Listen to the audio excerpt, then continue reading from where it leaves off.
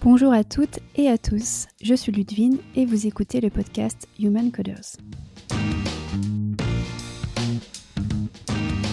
Alors aujourd'hui je suis avec Johan Mollard qui est ingénieur en informatique et robotique pour parler, vous vous en doutez, de robotique.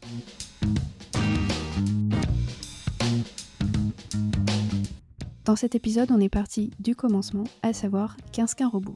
On a aussi parlé de robotique collaborative et de ROS, qui est une boîte à outils pour se lancer et programmer ses premiers robots. Enfin, Johan nous a parlé de la compétition RoboCup qui se tiendra en France à Bordeaux.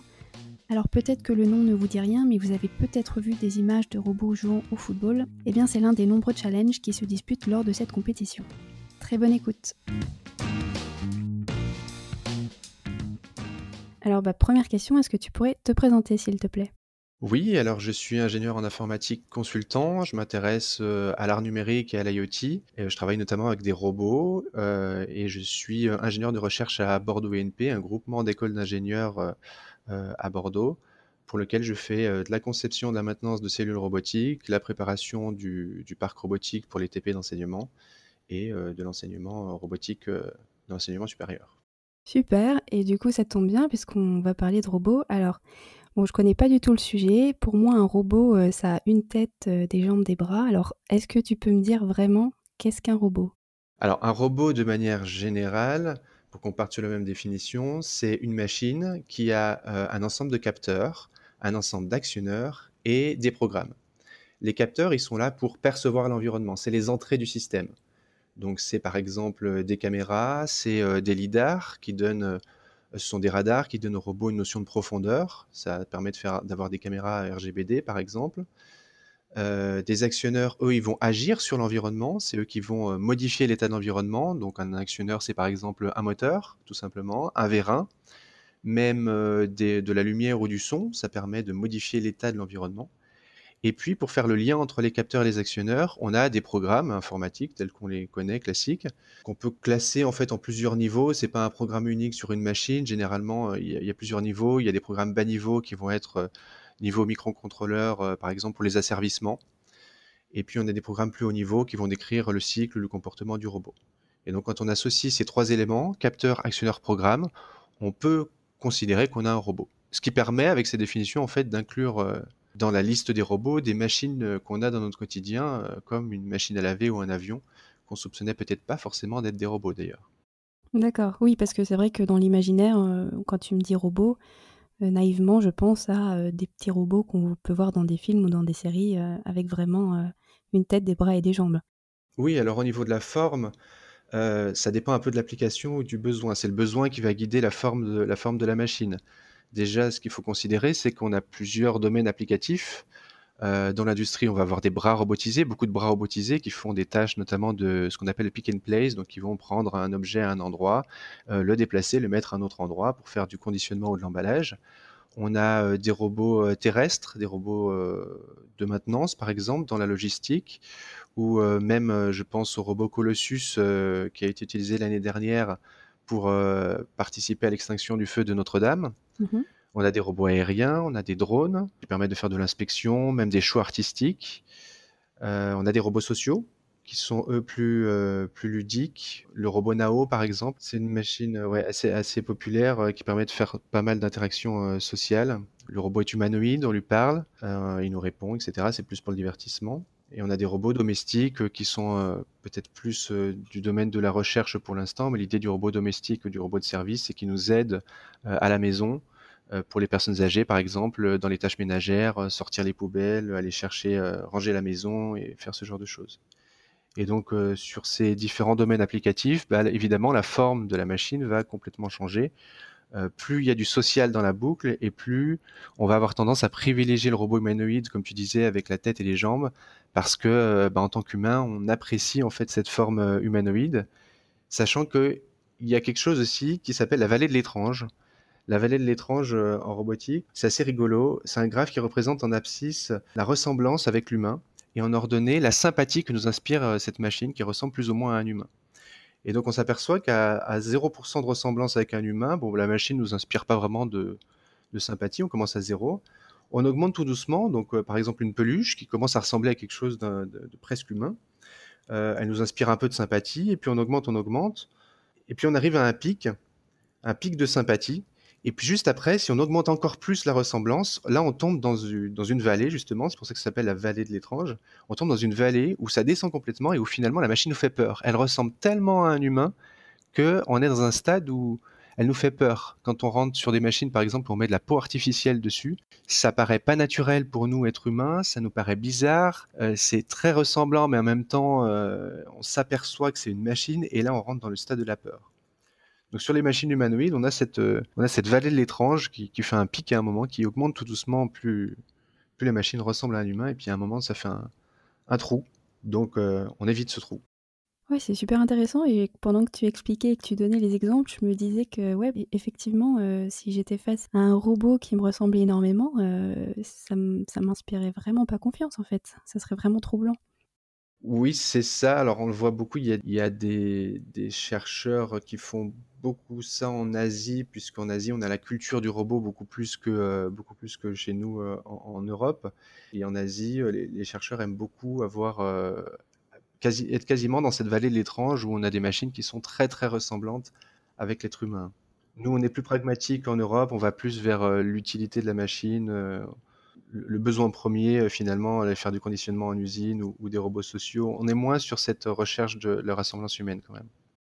Quand on s'était contacté, tu m'avais parlé de la robotique collaborative. Qu'est-ce que c'est? Alors la robotique collaborative, c'est quelque chose c'est un principe de l'industrie 4.0 finalement. L'industrie 4.0, c'est la quatrième grande révolution industrielle, qui est que notre société change de valeur, et donc notre industrie change de valeur également. Il y a quatre grandes valeurs finalement à cette nouvelle industrie. La première, c'est l'éco-responsabilité. On fait une industrie qui est plus propre, qui utilise moins de ressources. Une deuxième valeur, c'est le numérique. Le numérique à la fois comme moyen, parce qu'on a besoin du numérique pour superviser l'industrie, avec notamment ce qu'on appelle les systèmes SCADA, qui sont des systèmes qui permettent de suivre tout ce qui se passe dans l'usine, d'aller détecter les anomalies, de les corriger, de faire la maintenance à distance, ce genre de choses, ce qu'on peut imaginer. Mais le numérique est aussi un besoin, parce que les opérateurs qui arrivent aujourd'hui dans l'industrie, ce sont des jeunes opérateurs qui du coup sont nés dans le numérique, qui sont nés avec des ordi, des tablettes à la maison, avec un téléphone dans la poche, et qui ont besoin d'avoir du numérique de partout finalement. Donc le numérique dans l'industrie 4.0, il est là en tant que moyen et même en tant que besoin. Les gens sont à la recherche de numérique. On a un troisième élément qui est le service à l'usager. On est moins dans une logique de production de masse. Les gens veulent plus de la production de masse. Les gens veulent plutôt de la personnalisation. Par exemple, ma Zoé, je vais la vouloir avec un rétro orange et puis un châssis plutôt noir. Je veux vouloir une couture des sièges jaunes, etc. Donc on va produire du service à l'usager. On va suivre le produit aussi après sa sortie d'usine. Et bien après sa sortie d'usine, on va suivre tout le cycle du produit. On va le tracer finalement tout au long de sa vie jusqu'à sa mise au rebut et son recyclage. Et puis le dernier élément, c'est la place de l'humain. C'est peut-être l'élément le plus important. L'industrie sort un petit peu de cette logique qui lui a collé à la peau pendant longtemps, hein, cette logique un peu de Fordisme, dans une logique de performance. Et on se rend compte que l'usine est quand même là au service de l'humain et qu'il faut veiller à sa santé. L'usine est là pour soulager l'humain et pas l'exploiter, entre guillemets. Donc on pense les process industriels autrement et on pense toujours les process industriels avec l'humain au centre. Et la cobotique, ce que tu disais tout à l'heure, c'est un outil en ce sens. On fait un outil qui est là, qui est collaboratif. Cobotique, ça veut dire robotique collaborative, c'est un mot valise. Mhm. Et c'est un outil qui est là pour collaborer avec l'être humain, avec une robotique qui du coup est déjà moins repoussante, qui est plus sociale, parce qu'une machine, habituellement, c'est très froid, il y a un bouton rouge qui s'allume pour dire qu'il y a une anomalie, ça bip, on comprend pas pourquoi. C'est assez antipathique par nature finalement une machine industrielle, hein. Et on pense un peu nos robots pour mieux collaborer avec les êtres humains. Donc ça passe par une meilleure interaction homme-robot. Et puis il y a d'autres modes d'interaction aussi. Habituellement, sur un robot industriel, on ne mélange pas, il y a le monde des robots d'un côté, il y a le monde des humains de l'autre. La raison pour ça, pour séparer ces deux mondes avec des grosses grilles de sécurité, c'est que un robot industriel, c'est gros, c'est puissant, ça va vite. Quand il est rentré dans un cycle, on veut surtout pas l'arrêter. Potentiellement, il peut faire du mal à l'environnement qui se trouve autour et aux gens qui se trouvent autour. Donc, on sépare par des grilles de sécurité. Avec la robotique collaborative, ça change la donne. On mélange un peu les deux mondes. Il n'y a plus de séparation entre les deux. Les deux interagissent ensemble et partagent le même environnement. Ça déjà, c'est une nouveauté. Ça impose des nouvelles problématiques, notamment amplifier l'usage des capteurs, faire en sorte que la machine comprenne son environnement, l'état de son environnement, qu'elle s'y adapte. Si à un moment je ne peux pas faire un mouvement parce qu'il y a un obstacle, je ne vais pas le faire. Si on m'interrompt dans mon mouvement, plutôt que d'être complètement rigide, je vais prendre un peu de mou, un peu de lest et puis contourner l'obstacle, etc. Puis on peut aller plus loin même dans la robotique collaborative, c'est collaborer vraiment sur des tâches où il y a une vraie interaction du style la machine va porter un moteur qui est lourd, un moteur de voiture qui est lourd, et puis va l'orienter par exemple en fonction de ce que l'opérateur a à faire. Si l'opérateur doit insérer un rivet à un endroit, la machine va le tourner à l'endroit où tu dois insérer le rivet. Ça permet par exemple d'éviter que l'opérateur se retourne complètement, se mette à l'envers pour aller insérer un rivet à un endroit. Ça permet d'adapter le poste de travail en fait à l'opérateur. Est-ce que tu as des exemples un peu concrets de robotique collaborative? Par exemple, une tâche qui pourrait être cobotisée, c'est une tâche de rivetage. Quand on assemble des portes d'avion, un avion est plein de rivets, hein. Et on a cette tâche de rivetage où on utilise une riveteuse qui est une machine qui vient compresser un rivet. Il faut tenir d'un côté, appuyer le rivet et puis venir frapper le rivet de l'autre côté. Donc il y a une action à exercer sur les deux côtés de la plaque de métal qu'on veut rifter. Et quand on vient rifter, on vient taper le rivet avec une force assez conséquente. Il faut vraiment le pousser, le rivet, pour le déformer et ainsi rifter. Habituellement, c'est des humains qui font ça, c'est des opérateurs humains qui font ça. Et ça a un défaut, c'est que du coup, il y a deux personnes. Il y a une personne déjà qui vient rifter, donc qui vient donner un coup de marteau d'un côté, et il y a une personne de l'autre côté qui vient subir la force avec un autre marteau, avec un outil. Il vient encaisser la force. Et là, c'est un peu dur pour lui parce que toute la journée, il doit, avec ses bras, pousser contre le matériau et venir encaisser les coups qui sont mis pour rifter. Donc physiquement, c'est un peu difficile comme métier. Et c'est là où la machine permet de soulager finalement cette tâche de riftage. On a besoin de cobotique parce qu'on garde un humain dans la boucle, on a toujours un humain qui vient rifter, qui vient exercer les pressions, parce que ça, c'est possible de le faire et c'est moins physiquement difficile. Par contre, de l'autre côté, la personne qui encaisse les coups, c'est plus un humain, c'est une machine. Et donc, on fait en sorte que la machine déplace, elle vienne exercer une pression de l'autre côté du rivet en fonction de là où l'opérateur est en train de rifter. Et là, la machine s'adapte. C'est-à-dire que si moi je rivette à gauche, la machine doit s'adapter et aller exercer une pression sur le rivet de gauche. Si je me déplace à droite, la machine va se déplacer, aller identifier le rivetet sur lequel je veux appuyer, etc. Ça, c'est une tâche qui est très collaborative. Si je suis intéressée par le sujet et que j'ai vraiment envie de savoir ce qu'on est capable de faire en termes de robotique et aussi robotique collaborative, est-ce qu'il y a des ressources que tu peux conseiller?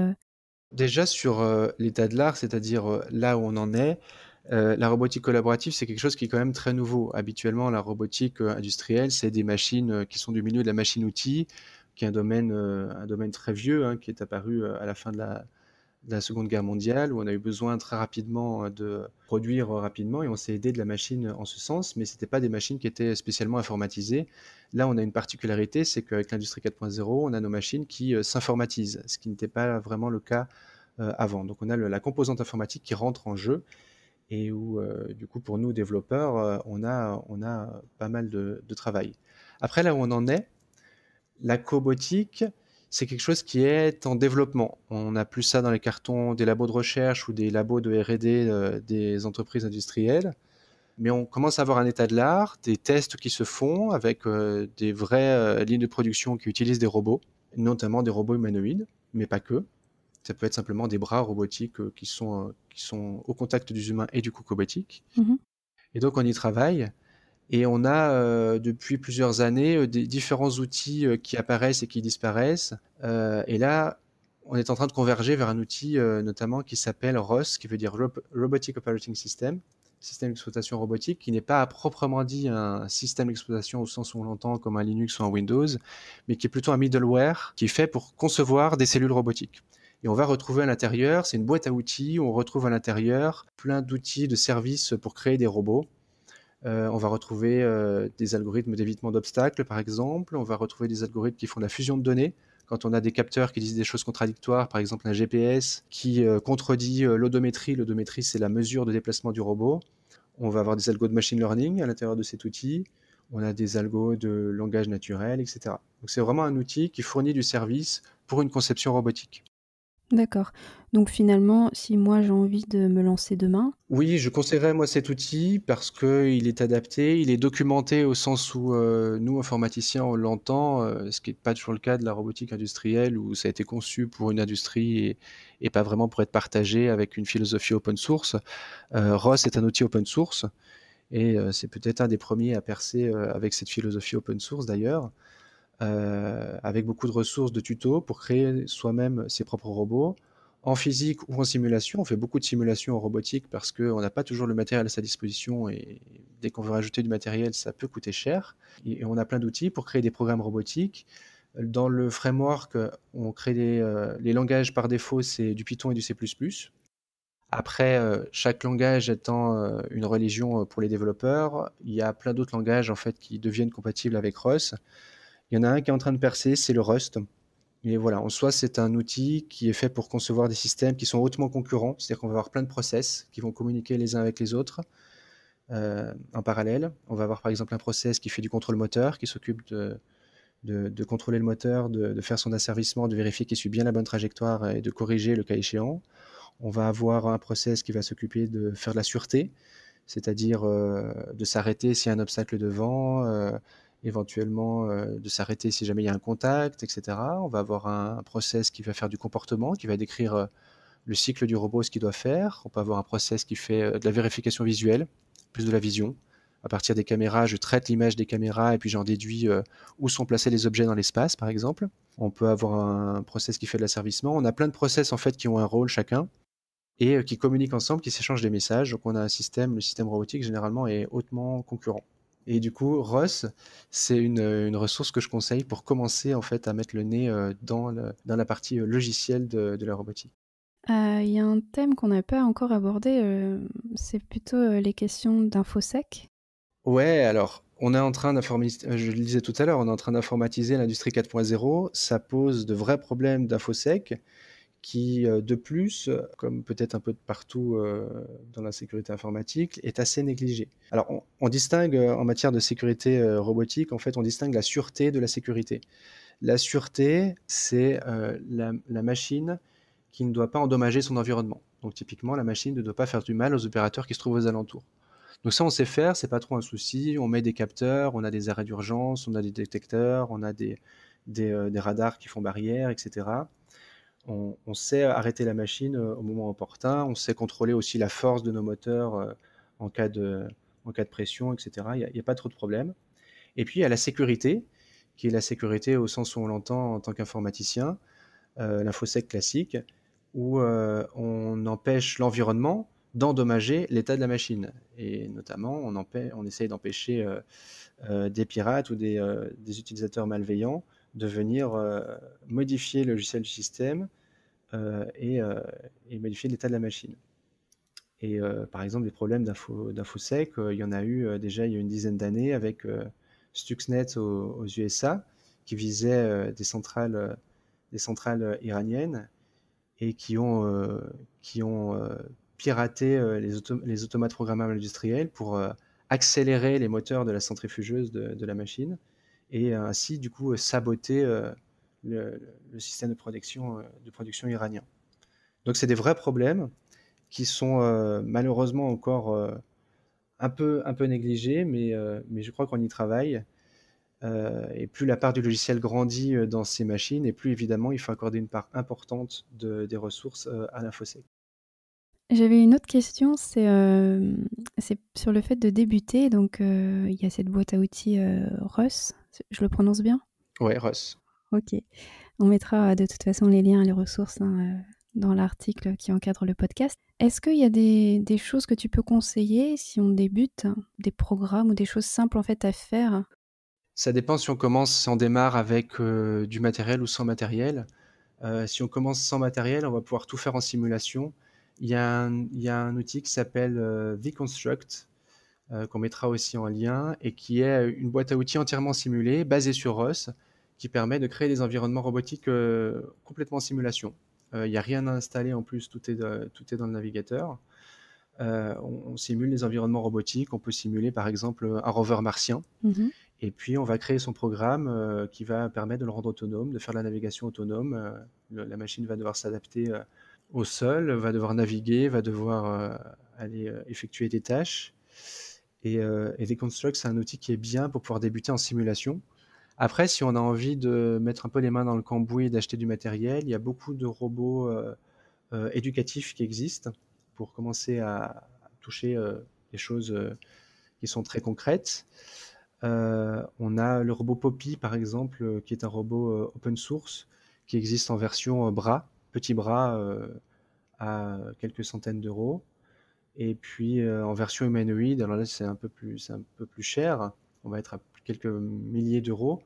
Mais le robot Poppy humanoïde, par exemple, c'est un robot humanoïde, donc à 25 degrés de liberté, c'est-à-dire 25 moteurs, qui respecte les proportions humaines, qui ne triche pas sur les proportions humaines. Donc il a 2 bras, 2 jambes, et le but du jeu, et un des défis d'ailleurs, c'est d'arriver à le faire tenir debout, parce qu'il n'y a pas d'élément de tricherie qui permet de modifier son centre de gravité ou d'agrandir la taille de ses pieds, ce qui le rendrait plus stable.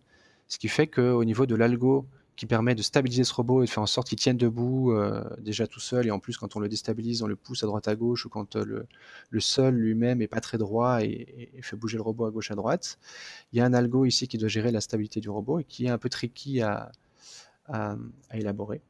Et donc, c'est vraiment toi qui crée l'algo? Ou est-ce que t'as des modèles avec des paramètres que tu dois trouver? Non, ça dépend. Il y a un état de l'art, il y a un état de l'art scientifique de toute façon qui existe au niveau des algos de marche et de stabilité des robots humanoïdes. Donc ça dépend sur quoi tu te bases. Si tu vas sur Deconstruct par exemple, tu vas avoir des tutos qui sont tracés pour toi. D'accord. Ça dépend ce que tu veux faire en fait. Ok. Ça dépend de ton défi. Pareil sur le robot Ergo Junior par exemple, qui est un petit bras robotique. Tu vas avoir des tutos qui te disent en fait comment tu vas aller ouvrir la pince, aller fermer la pince, ça dépend de ton objectif en fait. Ok. Il y a une autre question que je voulais te poser. En fait, je me demande où on en est aujourd'hui. Est-ce que tu as une idée de jusqu'où on est capable d'aller avec des robots, et notamment peut-être des robots humanoïdes?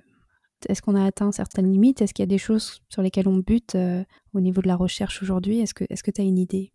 Oui, alors déjà, on n'arrête jamais la recherche là-dedans, dans le sens où la robotique autonome, c'est super vaste. Il y a plein de domaines de recherche qui sont à l'intérieur de ça.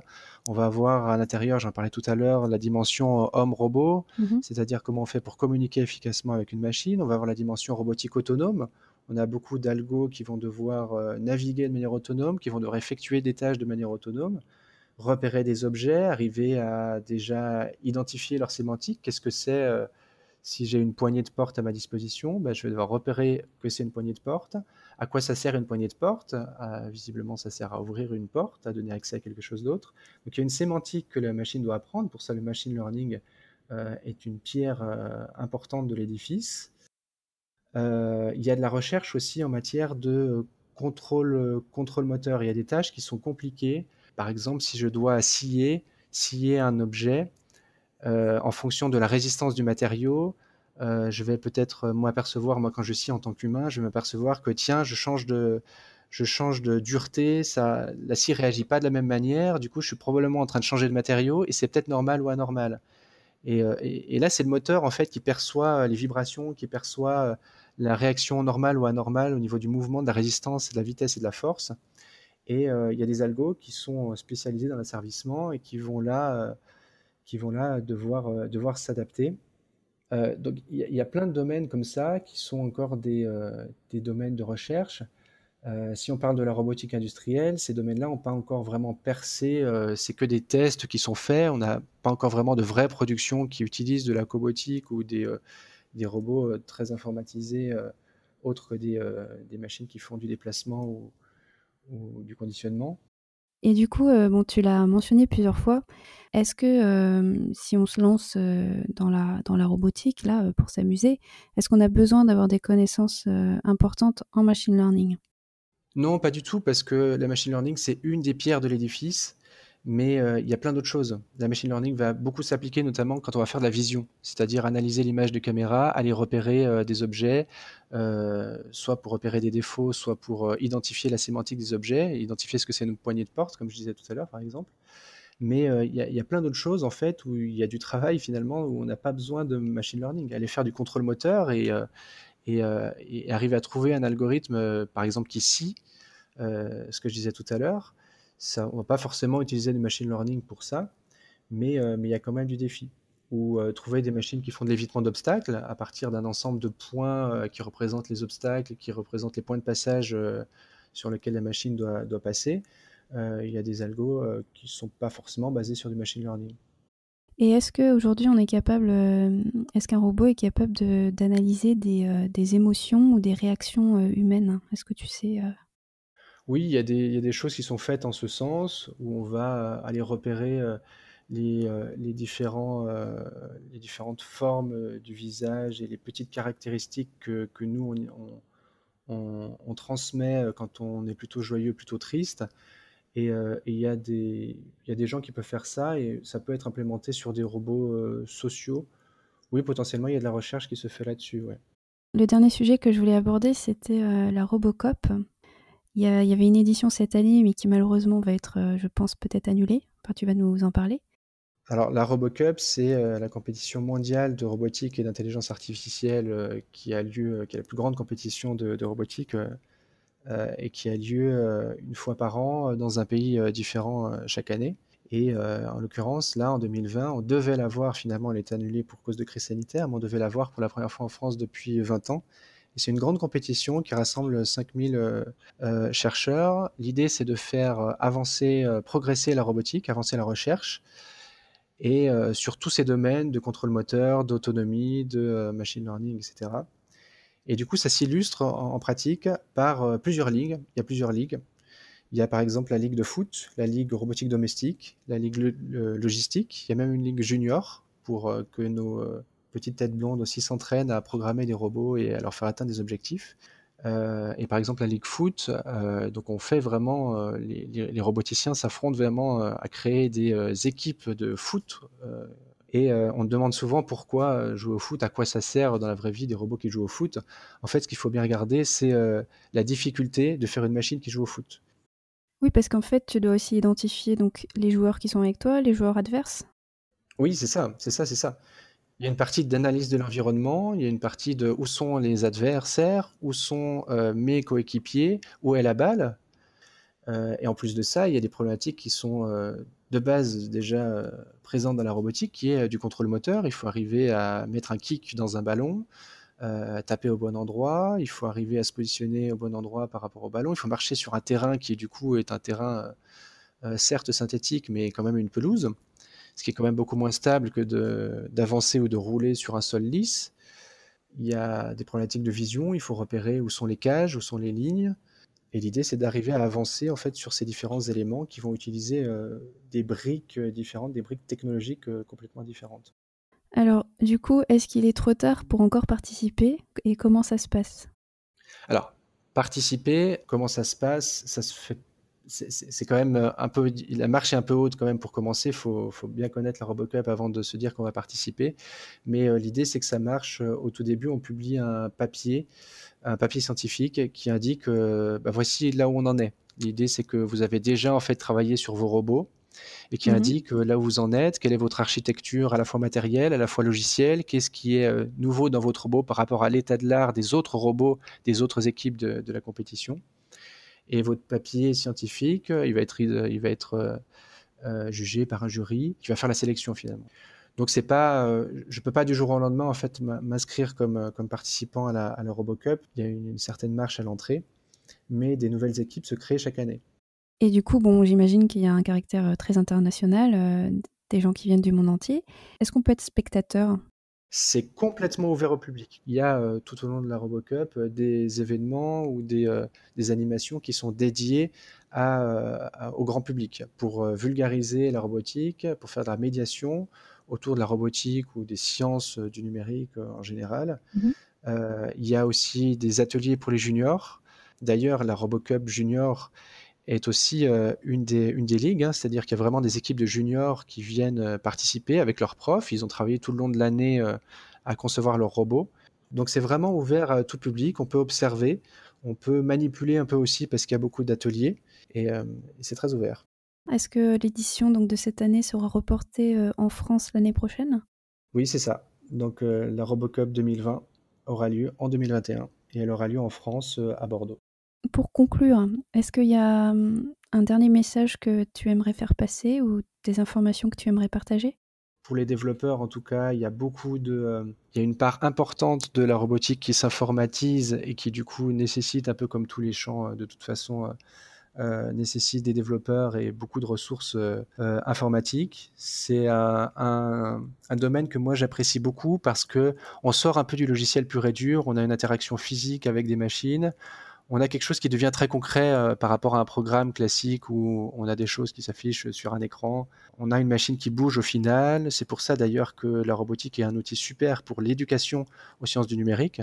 Quand je découvre ce que c'est un langage de programmation, bah finalement, au bout, l'objectif, c'est de faire bouger un robot. Donc c'est plus attrayant en fait pour le grand public et aussi pour débuter. Donc c'est un bon outil pour l'éducation. Ok, super. Bah, écoute, merci beaucoup, Johan. Ben, merci beaucoup à toi et à vous tous de nous avoir écoutés. Un grand merci à Johan qui nous a partagé sa passion pour la robotique dans cet épisode. Vous pouvez retrouver toutes les ressources citées sur le blog humancoders.com. Et si jamais vous passez à la RoboCup en 2021, n'hésitez pas à faire coucou à Johan, il y sera. Enfin, si vous avez aimé cet épisode, je vous invite à le partager et le liker sur les différentes plateformes de diffusion. À très bientôt.